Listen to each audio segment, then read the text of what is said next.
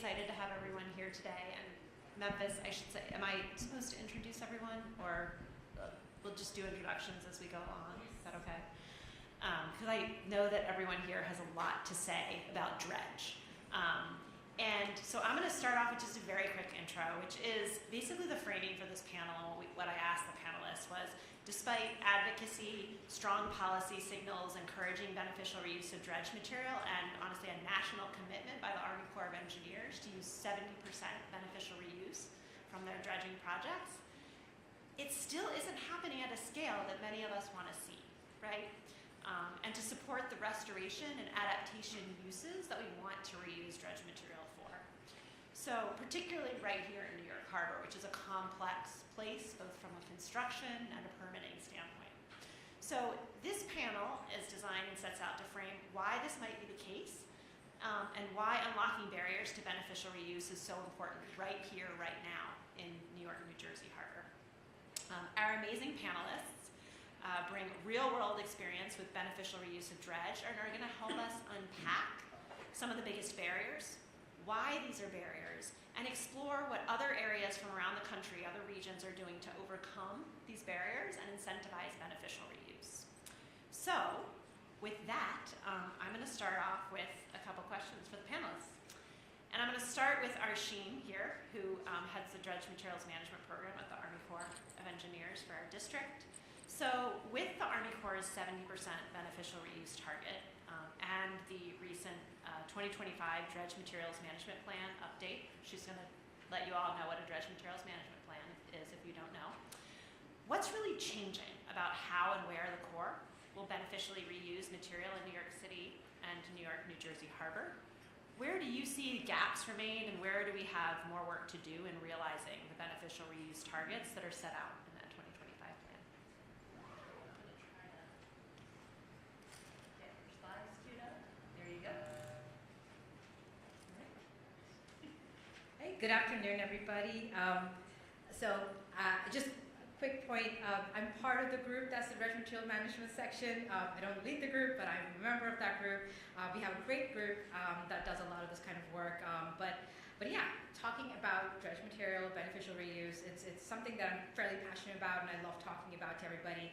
I'll try to give a little bit of background as well as to why this is a very important time to be talking about more innovative uses of beneficial reuse of dredge material, and also give you some idea of what kind of volumes and what this material, what is it that we're talking about, as the rest of the panel members will kind of go into a little bit more detail of challenges and issues as well. Yeah, sorry, it's difficult trying to figure out what we have up there. But yeah, so you have a pie chart here on the screen. I just wanted to break down for you where so when we talk about ours, Army Corps' dredge material typically winds up going. And so we kind of broke it out into what we use as part of beneficial use. So currently for us, a lot of that material is going out, as you can see with the blue, for open water placement. And that, where you see the acronym over there, the HARS, it is the Historic Area Remediation Site. So for us here at the Army Corps, since 1997, we have been placing a good amount of that material in support of remediation at a site out in the ocean. Since the past few years now, we've identified that site is approaching a point where remediation may be completing. And so if, for us, for a lot of that material has been going there, it's been beneficially reused over there, and that's approaching remediation completion, we need to have another alternative here. And so we also, at the same time, in 2023, had a mandate come out from our own leadership that talked about increasing our beneficial reuse goals. So we, as Army Corps across the whole nation, we had to meet a 70% of beneficial reuse of our dredge material. And so these all factors combined kind of are leading us to a point now where we need to have more options and we need to have more innovative ideas about what can be done in terms of beneficial use of dredge material. On the right-hand side is that's the HARS over there, sorry, right-hand side for you guys, is the HARS over there where, with the proposed modification of it, we're looking at changing it from all of it to be remediation, from all of it remedial beneficial use to some of it may not be beneficial use, some of it may just be placement out in the ocean. So this, I thought, it's a critical pivoting point for us to start looking forward and looking and seeking those innovative ideas. For us, when we talk about our dredge material, it comes a lot of it from our maintenance projects and what we do as part of operations and maintenance. And across, we did a plan recently. There's a dredge material management plan. What that is that it does an accounting. It looks at all the different projects that would be generating dredge material. So these are all dredging operations that we're talking about. And we looked at what we have in the world of placement. So this could be upland placement, ocean, beach restoration, all kinds of different placement. And we try to do this accounting exercise of, how much do we have coming up and where does it go? And that's the document that we prepared. And as part of that document, we did a lot of outreach. We did a lot of requesting feedback from folks to say, what are those opportunities out there? And as part of this effort, we kind of had this breakdown that we provide that, looking 5 years ahead, what are these volumes that we're talking about? We're looking at close to 19 million cubic yards to be coming out over the next 5 years. And as I'll go into the next slide, which we'll talk about another project, but it's a lot of volume. And this is just looking 5 years ahead. So we need to find those alternatives out there. Another big kind of project that's coming up that I mentioned is our harbor deepening. So as you can see behind you, this beautiful harbor that we're looking at has these different vessels coming in and out. And with a lot of the shipping vessels, they keep getting deeper and they keep getting bigger. And we are looking for, this project that we're talking about, harbor deepening, is looking to deepen our channels. And as you're deepening, more material is going to come out. And as part of that particular project, we have about 30 million cubic yards. So this is just the first part of that table that we're looking at. 30 million of different types of material that's supposed to come out of that particular project. That needs a home as well. And for us, we would like to make sure that it is beneficially reused. So as you can see, we have different kinds of breakdowns of material, what we call harsh suitable material. That's what we think would be suitable for ocean placement. There's a lot of rock that we're expecting to have come out of this for this particular project, different types of rock that we can look at as well. And as you can see with the different channels, we're going all across the Port of New York and New Jersey, from anchorages, the Port Jersey Channel. They're kind of highlighted in that purple up there. There's a lot of sand that is also planned to come out of these efforts as well. This would be from our Anchorage and Ambrose Channel, and this is really good quality sand that can have a good beneficial reuse component. But in general, right now, we're in the process of doing a design for these particular projects. We are looking for the timeline to be going out to about 16 years for this effort. But kind of to go back to what Pippa's actual, the question is about what is it that's kind of hindering this from moving forward. And the one big thing I would take and kind of point out as a big hindrance here is communication and proactive communication. So for us, these dredge material management plans, we have a 20-year management plan that we would put forward for the port. We would have a separate project-specific management plan that we put out for harbor deepening. These plans are going to be very critical. It's going to project out, what those volumes look like, when we think those volumes will be coming up, and that communication, I think, will be important in hopefully future matchmaking or, coordination with folks about where this material can go and finding homes. But in general, though, the other few things that I have been working on is increased communication in that same vein, with doing some more interactive one-on-one discussions with groups who might be stakeholders, folks like New Jersey DOT, Fish and Wildlife Service. These are groups, these are entities here who are doing dredge projects themselves and have potential placement sites that we can be looking into. We're also looking at exploring options of using dredge material more for structural purposes, for remediation projects in New Jersey if possible, for using it as a fill for raising grade. But essentially, in general, we're also looking at improving the efficiencies on our side. So, as we do these projects, we have contracts that we're putting out. Maybe there's some efficiencies that we can explore over there as well. So these are some of the upcoming actions and kind of ways around the issues that we are trying to take on. And I say we, a lot of times it's going to be me, because one of my projects right now is to kind of understand this and advocate it out within the Army Corps also. So as I attend more of these events and I learn more and I take it back and I try to communicate to people as to, what can we do? What is the industry doing out there, and what can we learn from that? So I think I will leave it at that. We have limited time, but yeah, I'm not sure what the next one comes up. But yeah. I think that raises a lot of prompts for the rest of our panelists. And so I'm going to turn first to Andrea. Andrea, in your role as a vice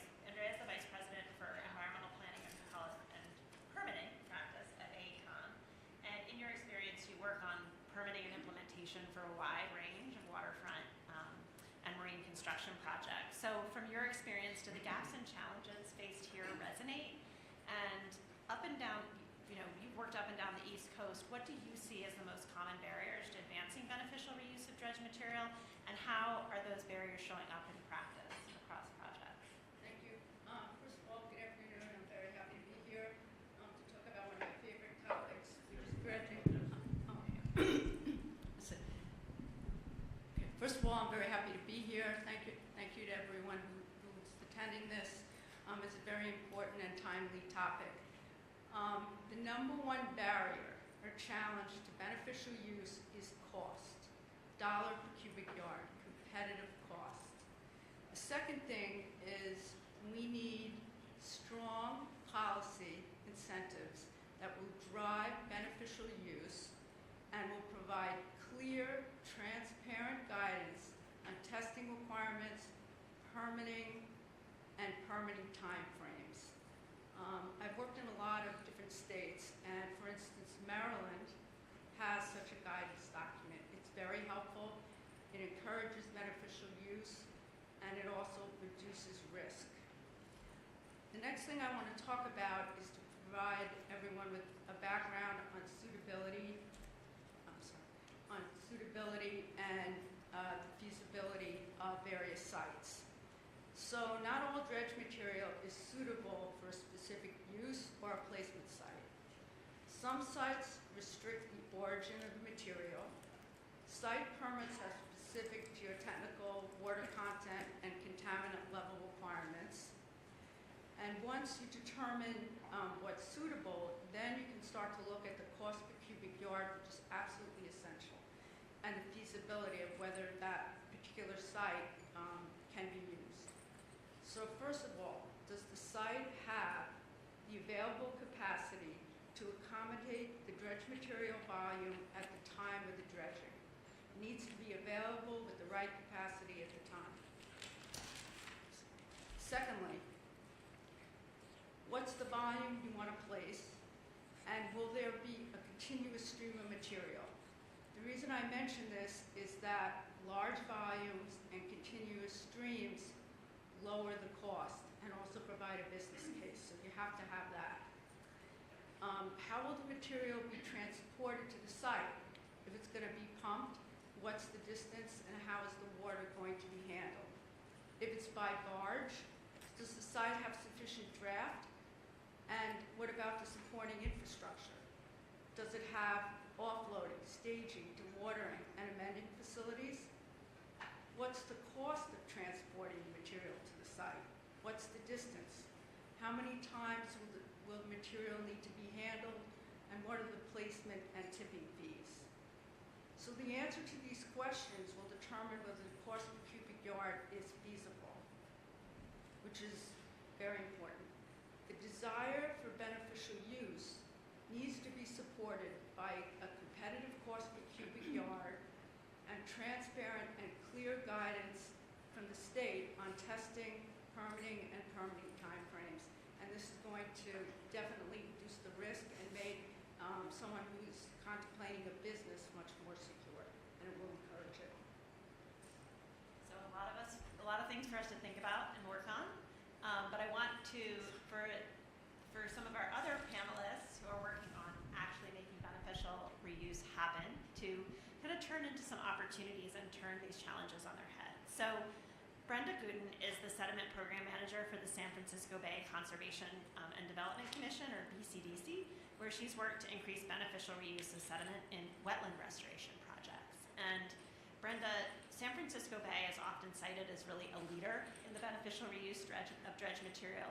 Can you talk a little bit about how beneficial reuse got started in the Bay Area, the challenges you faced, and some of the creative strategies you used to overcome them? Sure, thank you.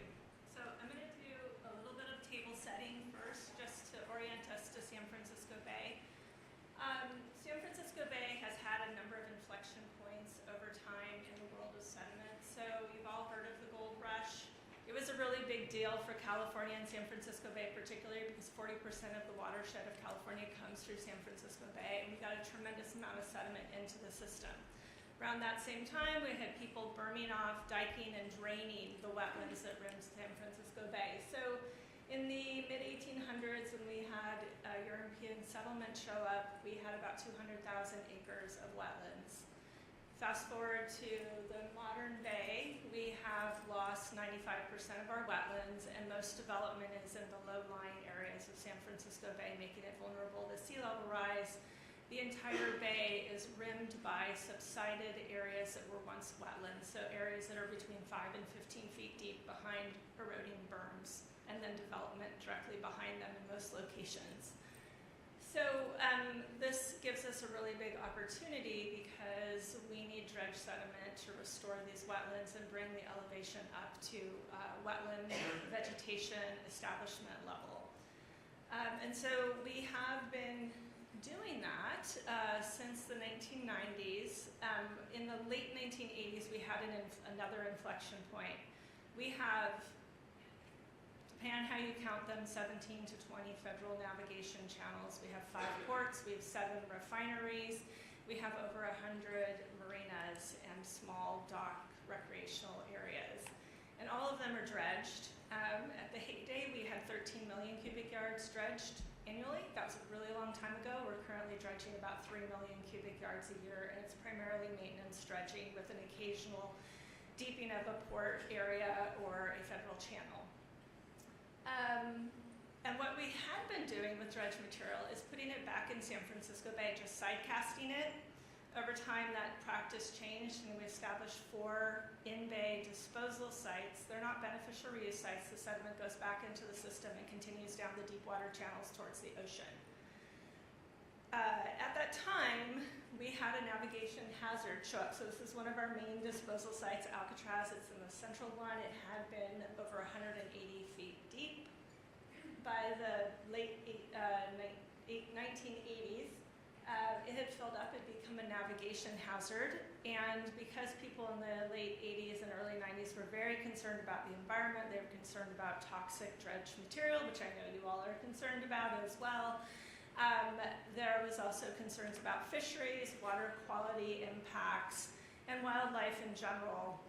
And what ended up happening was a blockade of dredging in San Francisco Bay. We called it mudlock. Mudlock resulted in the environmental community, the fishing community, the dredging community, the business community, the regulators, and the resource agencies all coming together and spending approximately 10 years and about $17 million trying to figure out this problem. People also couldn't get their permits, by the way. So the story goes, I wasn't there then, is that one permit from one agency would be issued, and by the time you got your last permit, your first permit would be expired. That was a problem. So things were really messed up. And so what these agencies and folks did over that time was they came to agreement about some different things and how we could act differently in San Francisco Bay with dredge material, understanding our context of subsided wetlands. The agencies that came together were the U.S. Army Corps of Engineers, the EPA, which is, we have a California EPA, but this was the federal EPA, the State Water Board and the Regional Water Quality Control Board, and then my agency, BCDC, and we formed a partnership. And we developed 4 management goals, and these were in concert with those folks that I talked about, the dredging community, the environmental community, the fishers, everybody. We decided that the most important things was to maintain dredging in an economically, environmentally sound manner, to make sure that we disposed of dredged material, which I now call dredged sediment. I'm trying to elevate it away from the ambiguous into a vital natural resource, but we would dispose of it in an environmentally sound manner. We would maximize its use as beneficial reuse because it's, again, an important natural resource. And we would develop and maintain a cooperative permitting framework. So those were our four goals. From those 4 goals, there was a programmatic environmental impact statement and an environmental impact report, which is the state CEQA program in California.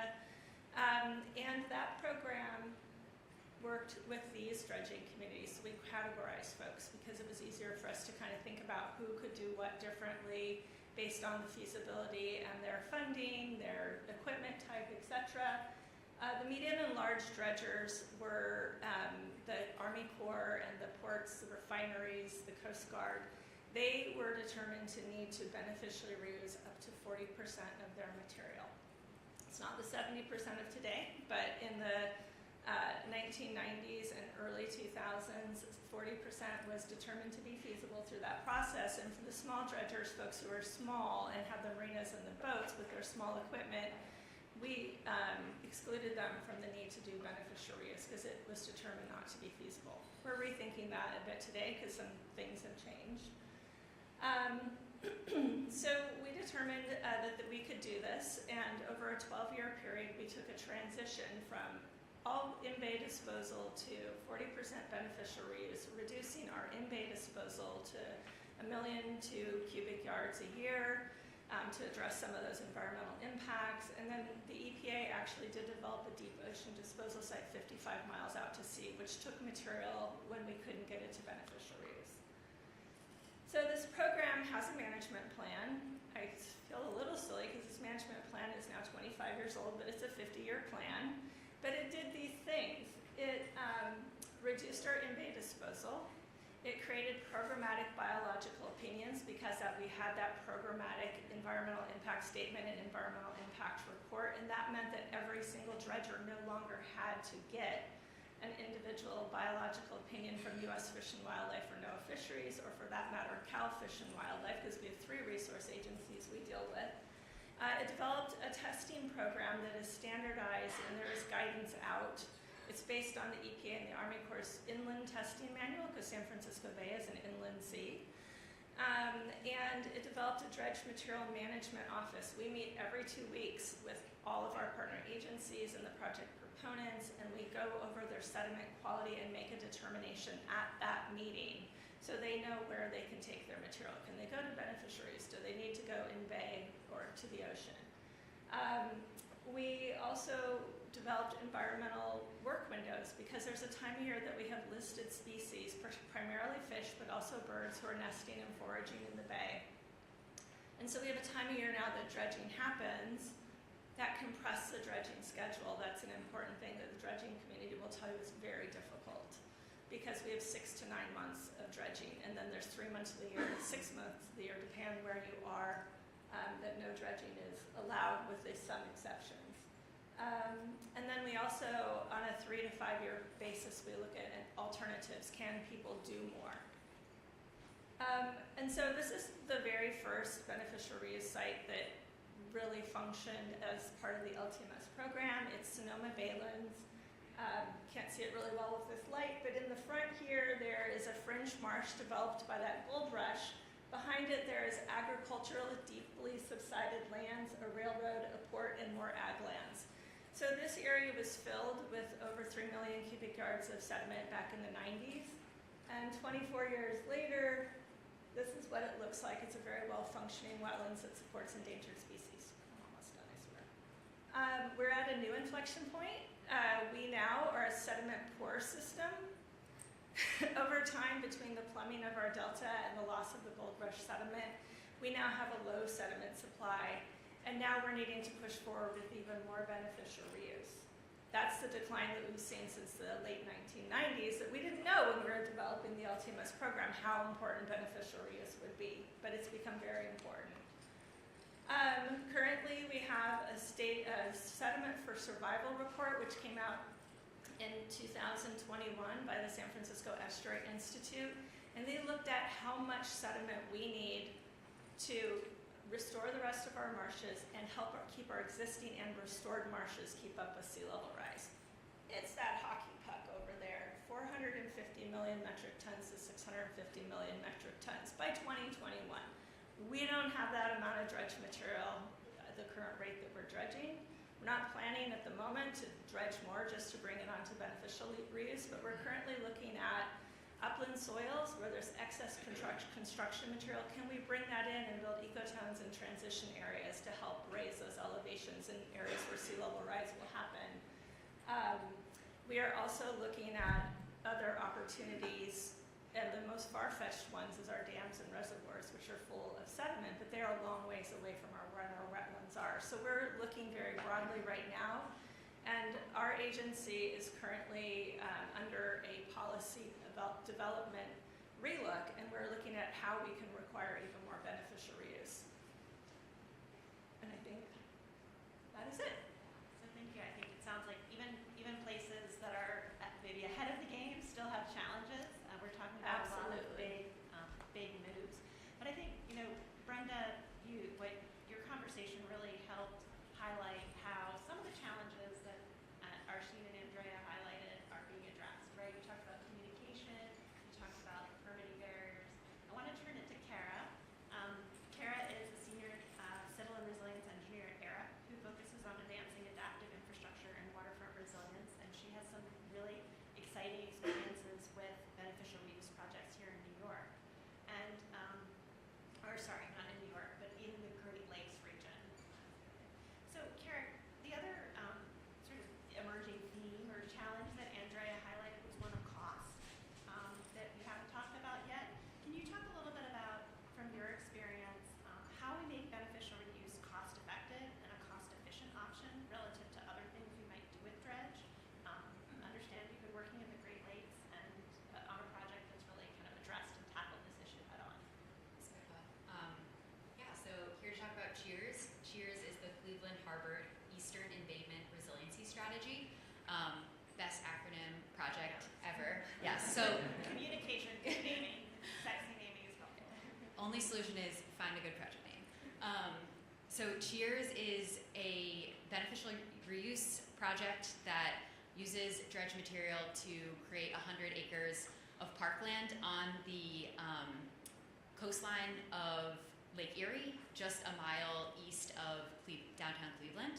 CHEERS is in partnership with the Port of Cleveland, Cleveland Metro Parks, Ohio Department of Transportation, Black environmental leaders, and the city. So an amazing partnership came together to really create this project.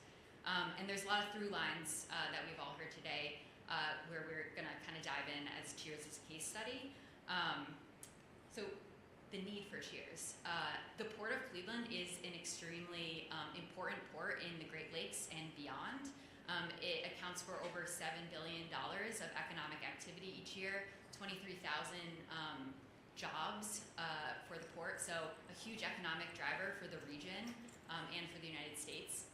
And the port relies on dredging of their navigational channel each year. So over 270,000 cubic yards of material are dredged from their channels each year and need a place to be stored. So the port relies on the Army Corps for dredging, and then the port finds storage. So the really inflection point here is that by 2029, the port will run out of storage areas for mechanical placement. So they're looking for a new long-term strategy for dredge placement, which gets us to the CHEERS project. So in 2022, the partners listed in the beginning came together and created a study, the CHEERS study, to really rethink about how dredge can be placed in the region. And so this is what they came up with, a 100-acre park that has a lot of co-benefits. You can see I-90 at the south. So I-90, this is an extremely vulnerable part of I-90. So the park is there to protect the vulnerable portions, creating open space for a nearby community that is in the 98th percentile of social vulnerability in the region. And then also creating over 30 acres of upland habitat and over 1,500 linear feet of new shoreline. So a lot of great things about CHEERS, but CHEERS is needed, as we just discussed. It has a lot of co-benefits to the economy, to the community, to the environment, but it's also extremely expensive. So the partners really have done a great job in seeking funding for the project and have secured about 50% of the funding needed across the 30-year implementation for the project. But there's still a large gap, and there will be needed to be federal dollars to support that. And so as we've worked with the partnership to go through, technical feasibility and bring this study to implementation, the biggest hurdle that we've had to come through is really communicating those benefits related to the large cost of the project. So this past summer, our team created an agency agnostic BCA to help support the communication of this large infrastructure investment for the city and the region. The BCA really helped to summarize 4 key components of the project: the resiliency to the port operations, to the community that it's serving, to the environment, and to the adjacent infrastructure. So all components that really, when you seek federal funding through traditional BCAs, going for FEMA or PROTECT, we took all those components and created our own unique BCA to better communicate these benefits. And then in turn, when we go after other federal funds that we need, we can pick out those components and really better communicate, and then also include the other components as a co-benefit to the project. So it was really exciting to see that even though with the huge cost of Cheers, but the long-term solution that it would be for port operations over a 30-year place to put dredge material, the BCR, or the benefit cost ratio of the Cheers project, is 3.1. So for every dollar invested in Cheers, there's $3.10 of benefits, which is a really, really positive outcome. This is definitely something we can stand on when we go seek federal funds. So resiliency to the economy and to the port, that's really number one. And then environmental and ecosystem services. So for every acre of Cheers, it would benefit $4,000 per acre annually. So a huge amount of benefits to the local ecosystem. And then to the community, so that 98th percentile of social vulnerability, calculated to include over $18 million of uplift to the area, so a significant amount of improvements to the community, and also really reconnecting that community to the lakefront where they haven't had that space before. And then lastly, long-term climate resiliency. So one of our key partners is ODOT, who has been struggling with storm surge of the lakes. Like, I don't know if people have spent a lot of time in the Great Lakes, but there is storm surge, there's wind action, there's waves. This is our site during Hurricane Sandy, so huge vulnerability to flooding. So Cheers would actually protect a significant corridor of our national transportation corridor. So just increasing further resiliency to the infrastructure. Thank you. Yeah. I think it's just really helpful and important for us to hear kind of this articulating the benefits of beneficial reuse. And I think the Cheers project is really exciting in that way, both to talk about it qualitatively, but to put numbers on it. We're running a little over. We're going to eat into the Q&A a little bit, but I really want to give Bill a chance to tell us about a partnership. I think we've talked a lot about the core dredging. One of these themes that you've seen in all these opportunities is partnership, and Bill with the Nature Conservancy is involved in a really unique partnership in South Jersey that I think is doing really cutting edge things for advancing beneficial reuse. Thanks, Pippa. Is my mic on? Yes. Okay. So I'm going to give you a South Jersey perspective on beneficial use, and my apologies to anybody who's from South Jersey that I'm calling. The geography here, South Jersey, we argue about that a lot in New Jersey. So I am from the New Jersey chapter of the Nature Conservancy, and marsh replenishment is our, as a standard practice, is our goal. It's actually our vision for New Jersey. It's part of our strategy through 2030, which is about a 10-year strategy. Marsh replenishment, hopefully it's self-explanatory, but it's the idea of using clean sediment on marshes in need. It is a subset of beneficial use. We want to be very clear that's what we're after.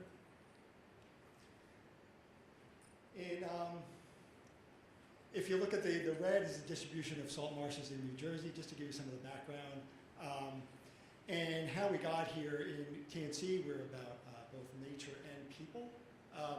And of course, there's the nature benefit of salt marshes for number of species, fish, birds, etc., carbon sequestration. And then there's the people benefit. So we know that almost $500 million was saved, it was damages avoided from Hurricane Sandy in communities with marshes. That was a study done. And so we settled on this because of the benefit of marshes, both to nature and people in this way. That's how it fits in TNC's global strategy. And it's why we landed on Atlantic back bays, because that's where high densities of people and marshes, lots of marshes, come into close contact. Since Hurricane Sandy, all these shapes on here, it's about 18 or so projects, salt marsh restorations using dredged sediment have been done. The blue ones up top are actually in permit review currently, but the rest of them have been completed. And if you look right after Sandy, pre-2020, I'll say, the red dots, those 4 red dots on the bottom, and that star there in the middle, which was the first one, all occurred before 2020. So you can see that there's been a lot accomplished since 2020 with the rest of these dots. So, excuse me. Those are the 4, and the star. I'm looking at 2 things at the same time. And there's there's everything that's been accomplished since 2020. So a lot has happened. And in New Jersey, and I'll say this isn't TNC's work. We were involved in some of these projects, had a strong hand in some. Others are by other people. There's the Corps of Engineers out of Philadelphia. There's the New Jersey Department of Transportation. Those are 2 main dredging entities in New Jersey. And then the landowners are U.S. Fish and Wildlife Service, their refuge system, and the New Jersey DEP's Fish and Wildlife Division. They own most of the marshes in New Jersey. So you have landowners on board, dredgers on board, conservation community that has come on board. Recently, just last year, we, in a group of partners, we led a project that just published this document. It's a framework for managing sediment in the back bays of New Jersey. Focus was Atlantic back bays. It's very similar to a regional sediment management plan. We just called it a framework. And it has a series of recommendations. And what I'll note is this was commissioned by New Jersey DOT. We came to them saying we want to see more of this work done. We thought we could get 2 dots on a map. They said, before we do this, we need everybody to come to agree on the principles and what needs to be done to get this to happen, and get it on paper so it doesn't just live with the individuals and leave when they retire. So they said, we really need to document this. He goes, most of the stuff, what we were told is, well, people pretty much agree on, but we needed to go through it. Took about 3 years to get that done.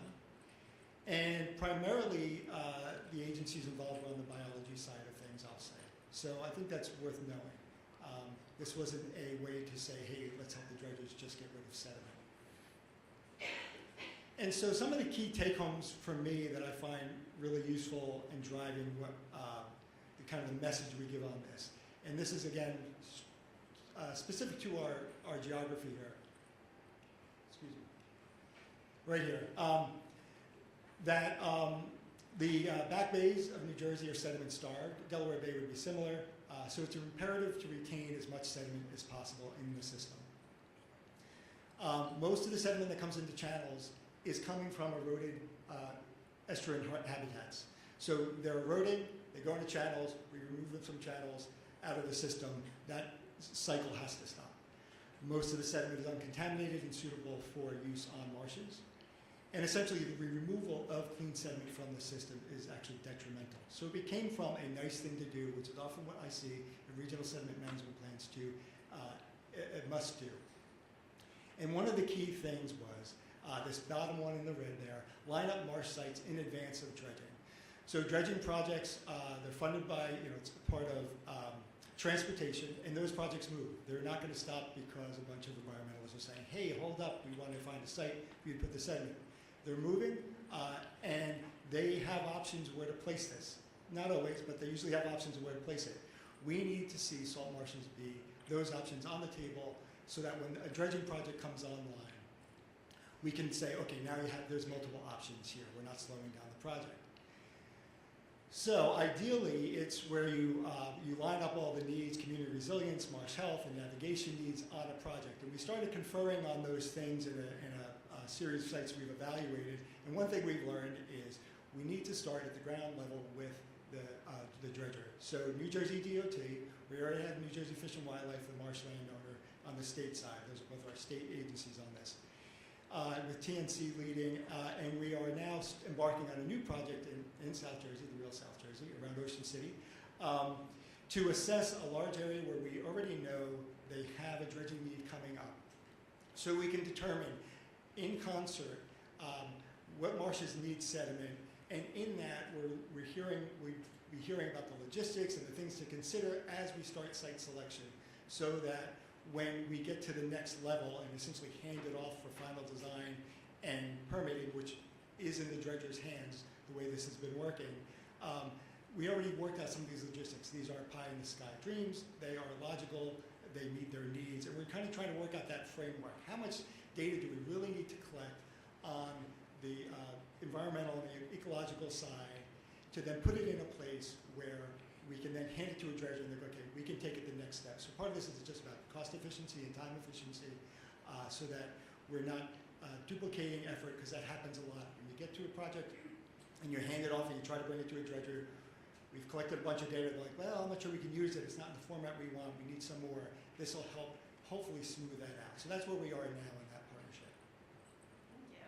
So I think we've heard a lot that really boils down to kind of communication and alignment of priorities, but I hope this is really an inspiration for all of you working in New York Harbor, made you think about dredge and beneficial reuse.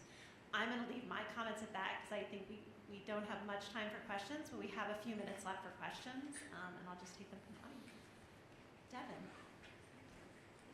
Devin is from New York State.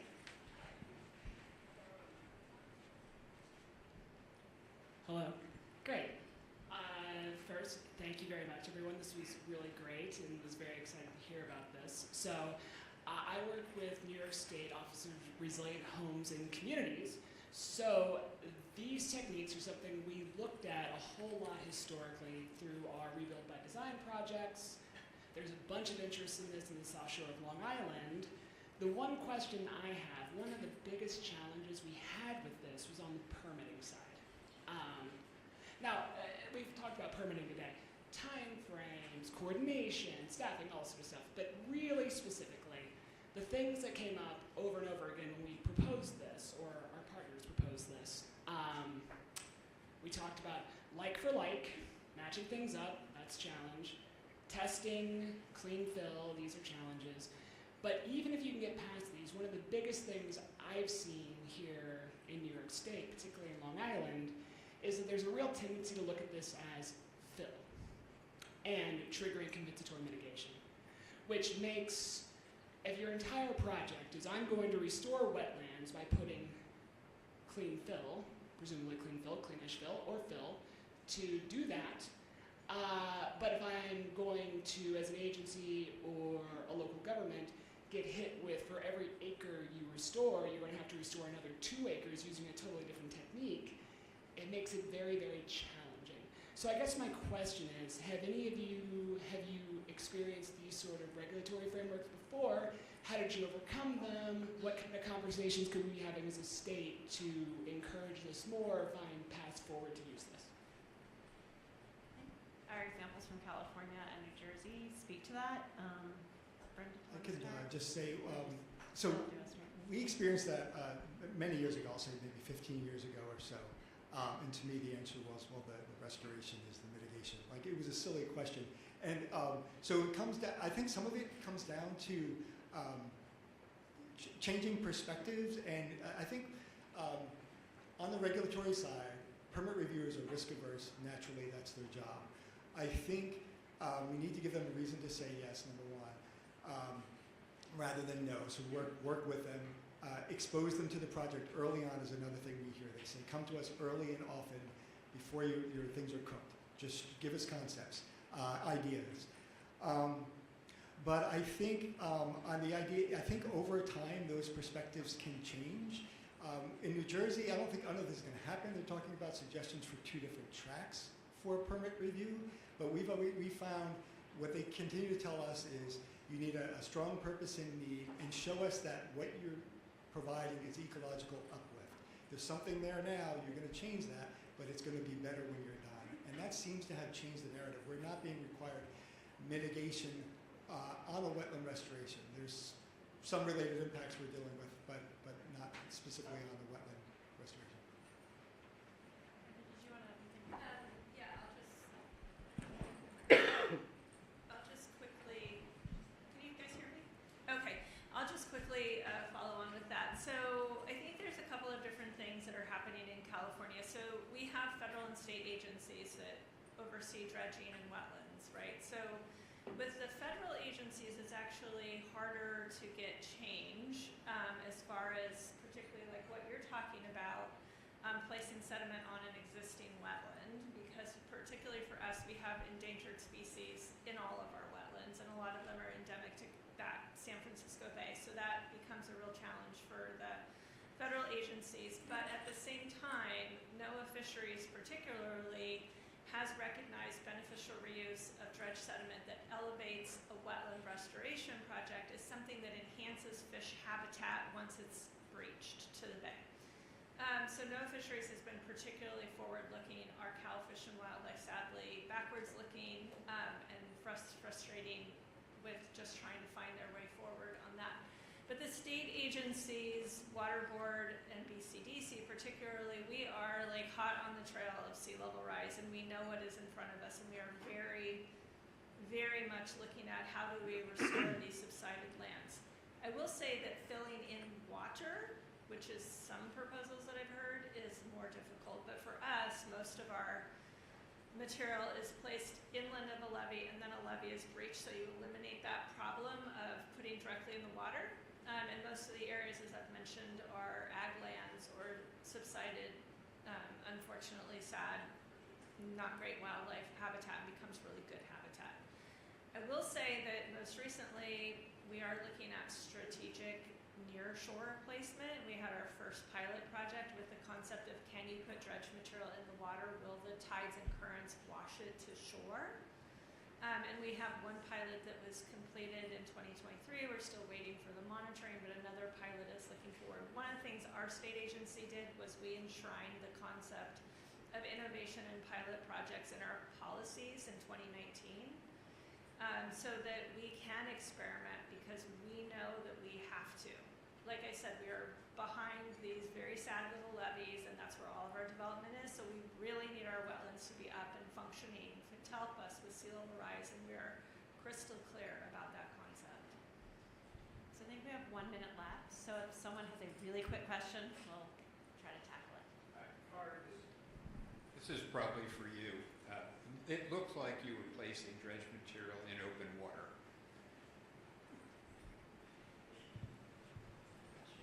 Yes, well, part one.